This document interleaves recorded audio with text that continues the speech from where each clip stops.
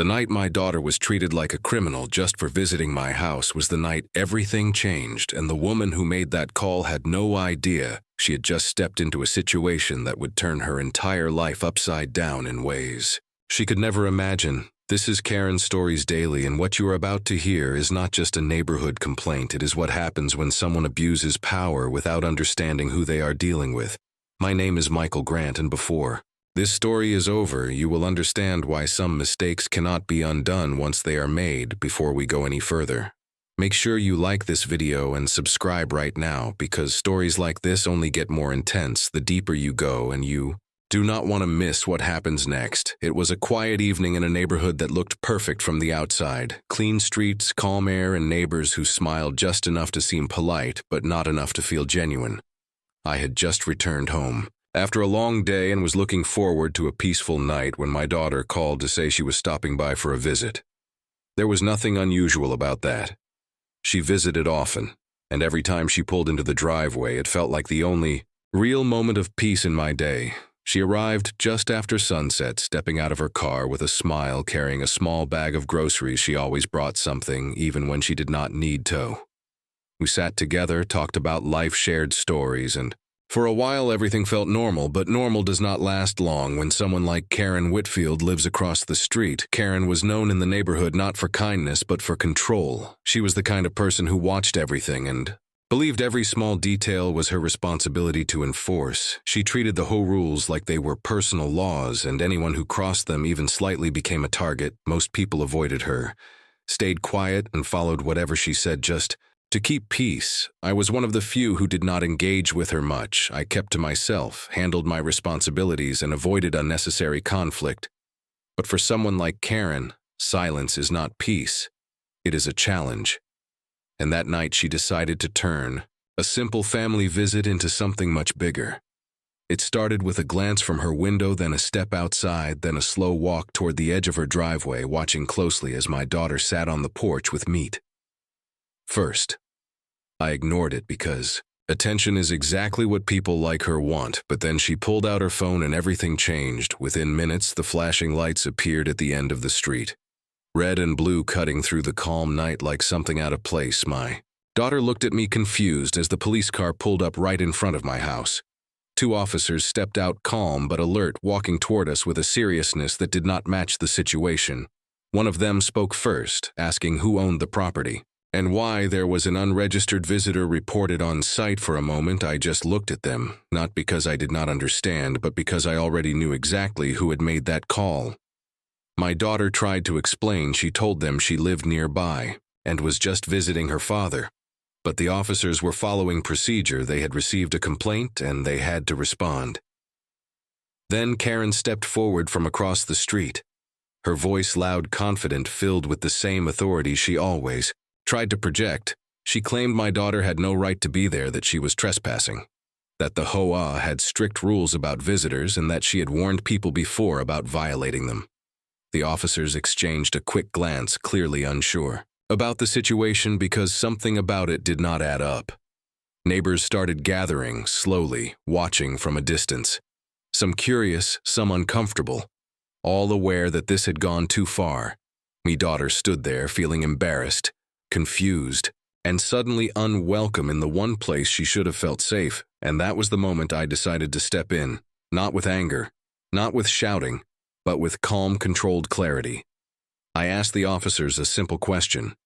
What law exactly was being broken? They hesitated because there was no real answer, just a complaint based on someone else's interpretation of authority. Karen tried to interrupt, raising her voice, insisting that rules were being violated and that action needed to be taken immediately. But this was not about rules anymore. This was about control, and she had pushed it too far. I looked at her for a moment, not with frustration, but with certainty, because I knew something she did not. She believed she was in charge of the situation, but she had no idea who she was standing in front of. And as the officers waited for clarity, the entire street holding its breath, I realized that this moment would define everything that came next, because sometimes the truth does not need to be forced. It only needs the right moment to be revealed. The moment the officers looked at me waiting for an answer, I could see the confusion in their eyes because nothing about the situation in front of them made sense. A quiet house. A father sitting with his daughter and a neighbor insisting it was a violation that needed police action. Karen stood there confident, like she had already won, expecting immediate action, as if her voice alone could decide the outcome. But authority does not come from shouting.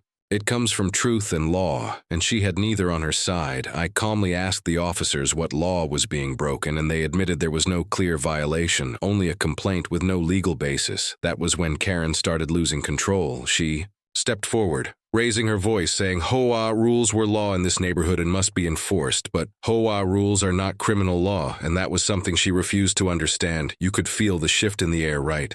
Their confidence turning into doubt. Neighbors who had gathered started whispering, some shaking their heads, realizing this had gone too far. My daughter stood beside me, uncomfortable and embarrassed. And that was the moment I knew I had to step in fully. I moved forward, calmly, and told the officers my full identity. The moment they heard it, everything changed. Their posture shifted, their tone became more formal. Because they recognized exactly who I was, Karen noticed it too, and for the first time, her expression changed. From confidence to confusion, I explained clearly that my daughter had every legal right to be on my property and there was no violation of any law at all. The officers nodded immediately, realizing the complaint had no foundation and should never have been escalated in the first place. Karen tried to interrupt again, but her voice no longer carried authority. It sounded forced and desperate, like someone trying to hold on to power that was already gone. One officer turned to her and warned her about misusing emergency services for non-criminal matters and explained the seriousness of false reports. That was the breaking point. Neighbors who once stayed silent were now watching closely, some even stepping forward as doubt replaced fear, and truth started spreading through the crowd. Karen looked around expecting support but found none, just silence and realization that her control over people was slipping away in real time.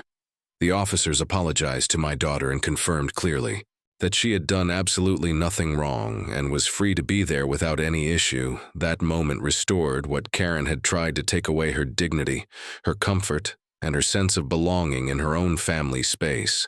Then the officers turned back to Karen and issued a formal warning about her behavior and misuse of authority.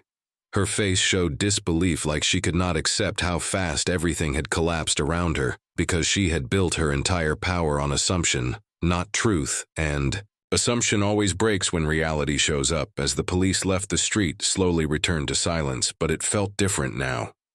Lighter, like something heavy had been lifted off everyone's life. Karen walked back inside without a word. For the first time, she had no control over the situation, no narrative to shape, no fear to use. My daughter looked at me, still processing everything that happened, and I told her she will always be welcome here no matter what anyone says or tries to do. That night things went back to normal on the surface, but the neighborhood had already changed forever. Karen stopped watching. Every move stopped interfering, as much because she now understood something she ignored before. Not everyone can be controlled, and not every call she makes will end in her favor anymore. For me, it was never about power. It was about protecting what matters and making sure my daughter never feels small or unwanted in her own family space. And for her, it became a lesson she will never forget: that respect is not demanded, it is earned, and fear is never a substitute for authority. This is Karen Stories Daily, where truth always rises above control, and those who misuse authority eventually lose it, no matter how powerful they think they are. Now tell me in the comments, have you ever faced someone who tried to misuse power like this, and what happened when things turned around? And if this story made you think, then share it with someone who needs to hear it, and subscribe for more real-style justice stories where truth always wins in the end.